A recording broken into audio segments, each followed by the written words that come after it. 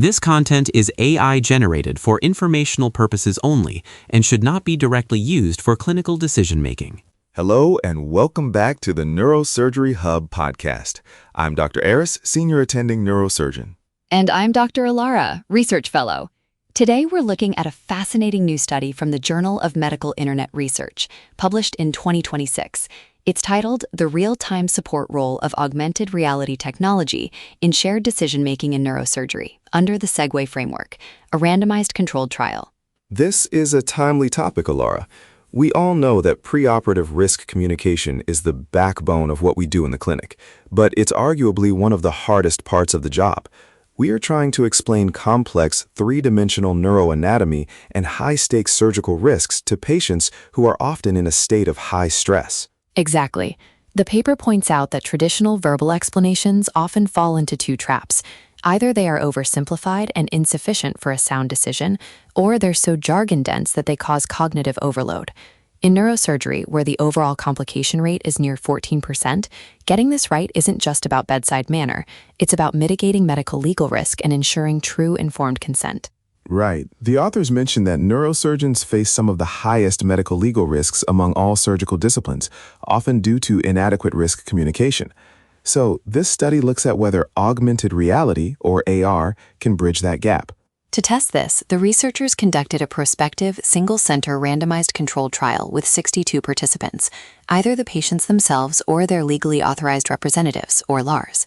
They wanted to see if AR-assisted communication improved objective understanding compared to using a conventional physical anatomical model. I like that they used a standardized framework for the conversations. They used the SEGUE framework. For our residents listening, SEGUE is a structured communication protocol designed to ensure the clinician sets the stage, elicits information, gives information, understands the patient's perspective, and ends the encounter effectively.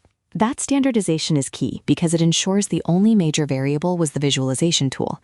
They stratified the participants by the planned surgical approach, frontal, parietal, or occipital, and then randomized them into the AR experimental group or the physical model control group. Let's talk about the AR intervention itself.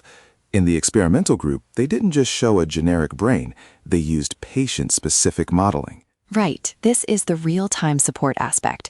The AR provided an interactive 3D visualization of the patient's own anatomy, lesion margins, and the surrounding eloquent functional areas. Instead of pointing at a plastic model and saying, "Imagine the tumor is here," the surgeon could show the actual spatial relationship in a 3D space that the patient can interact with. And what were they actually measuring? The primary outcome was objective understanding, which they assessed using a multiple-choice knowledge questionnaire after the session. Secondary outcomes included subjective understanding, how well the patient felt they understood, communication satisfaction, changes in anxiety using the State Trait Anxiety Inventory, or STI, and the actual duration of the communication. This is where the results get very interesting. What did they find regarding that primary outcome? The AR group performed significantly better. Objective understanding was higher with AR than with the physical model in the pooled comparison, with a p-value of 0.01. Interestingly, communication satisfaction was also significantly higher in the AR group. That's a major win.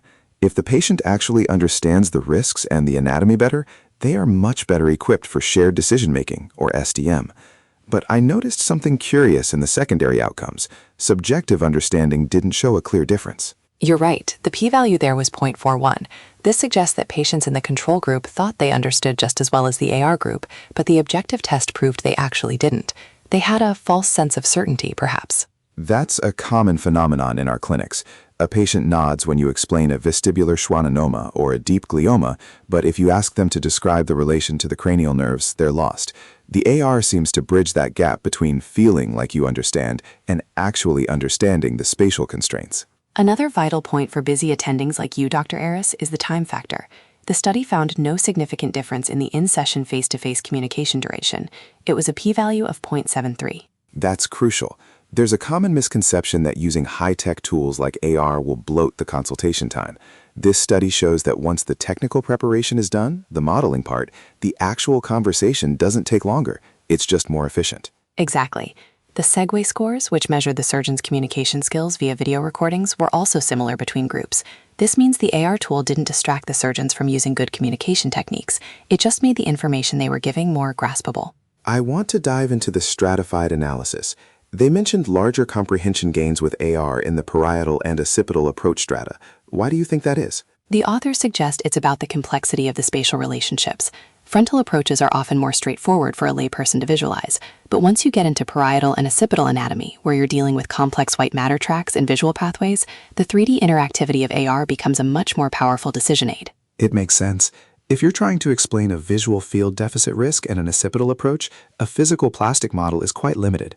But an AR model showing the optic radiations in relation to the lesion, that's a game changer for the patient's understanding. We should also talk about the anxiety scores. They use the STAI Y1 and Y2 scales.